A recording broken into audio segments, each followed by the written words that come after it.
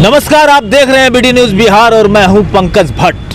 ये बेगूसराय की जमीन है जिसे कभी लोग दिनकर की धरती कह करके याद किया करते थे और आज भी करते हैं, आने वाले वक्त में भी करेंगे। लेकिन कल परसों में जो घटना हुई है बेगूसराय जिले में, जिसने पूरे देश भर में एक कोलाहल सा पैदा कर दिया है कि आखिर बिहार की कानून व्यवस्था जा कहां रही है।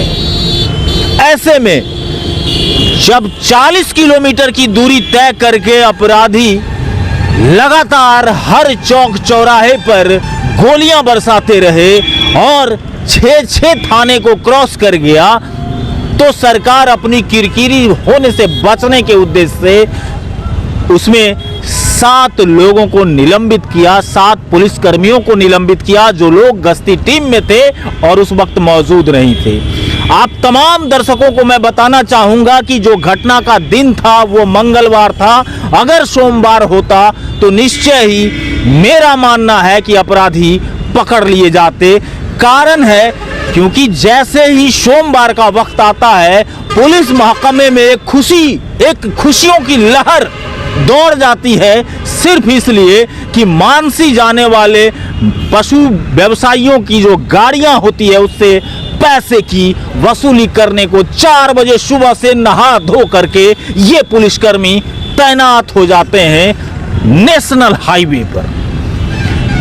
वो सोमवार को ऐसा काम करते हैं, मंगलवार था इसीलिए वो अपराधी निकल गया। और सबसे शर्मनाक बात तो बिहार के मुख्यमंत्री के मुंह से जब ये बयान आता है कि जिसे गोली लगी उसमें ज्यादातर पिछड़ी जाति से हैं, दलित से हैं, जातिगत रंग अगर इस तरीके की घटनाओं को दिया जाता है तो आप इसको समझ लीजिए कि अपनी नाकामी को सरकार छिपाने का काम कर रही है। जबकि घटना का जो दृश्य है वो ये तय करके बता रहा है कि आप अगर इस घटना का तुलना किसी आतंकी घटना से कर दें तो कुछ न कुछ आपको मिलता जुलता ये घटना नजर आएगा। क्योंकि आतंकी को भी ये नहीं पता होता है कि मुझे किसकी हत्या करनी है, उसका मिशन सिर्फ नुकसान पहुंचाना होता है।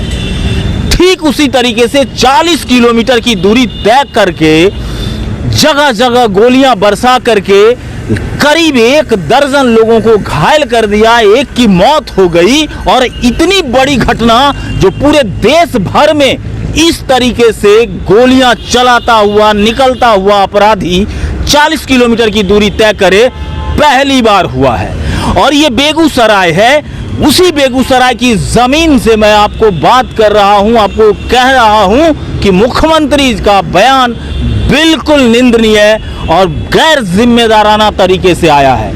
क्योंकि गोली किसी का जाति नहीं समझती, किसी को जातिगत देख करके मुड़ नहीं जा सकती कि सरकार इस जाति की है तो इस जाति के लोगों को गोली नहीं लगनी चाहिए या गोली नहीं उनके शरीर में जाएगी।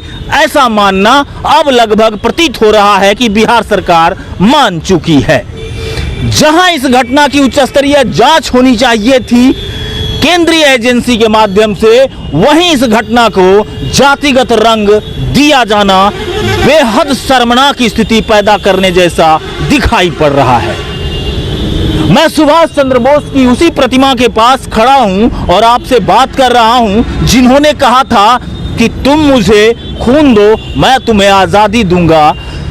आज बिहार का बेगूसराय की जो घटना हुई है उस घटना से इतना तो तय है कि सरकार जिसकी होगी उसके जाति के लोगों को गोली प्रवेश शरीर में नहीं कर सकेगी।